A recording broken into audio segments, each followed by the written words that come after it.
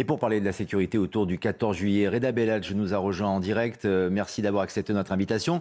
Quel dispositif est mis en place en général pour ces cérémonies et selon vous, va-t-il être renforcé vu le contexte cette année? Oui, en général, vous décalez des effectifs, des unités spécialisées. Vous avez les compagnies d'intervention de la DOPC. Je parlais pour la région parisienne.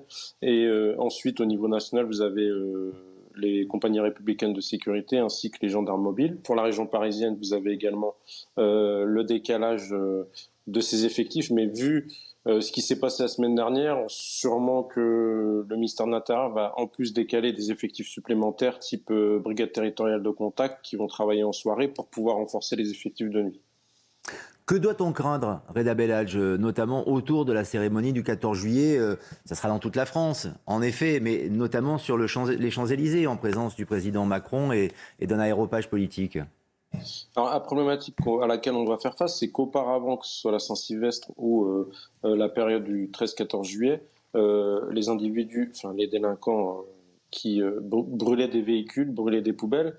Mais là, avec ce qui s'est passé la semaine dernière, on a passé un cran au niveau de la violence et de l'impunité. Donc ce qu'on craint, c'est surtout des violences envers les forces de l'ordre au moyen de mortiers, cocktails Molotov, et aussi également à l'encontre des collectivités territoriales et par exemple des transports en commun également. C'est symboliquement l'occasion de semer encore plus le trouble, la fête nationale, pour des émeutiers, pour des fauteurs de troubles, justement. Oui, en fait, on a vu que ça avait fonctionné sur la semaine, malheureusement, avec les réseaux sociaux. Et puis, on a une sensation d'entraînement entre différentes villes, différents quartiers, où il y a une plus-value de violence. C'est à qui fera la chose la plus impressionnante ou la plus ludique. Et c'est la crainte qu'on a avec cette augmentation de la violence et l'impunité de violence. C'est vraiment une grosse crainte qu'on a.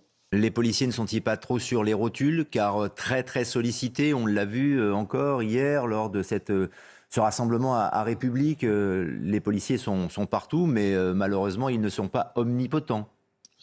Oui, c'est une problématique. Vous parlez de la marche d'hier.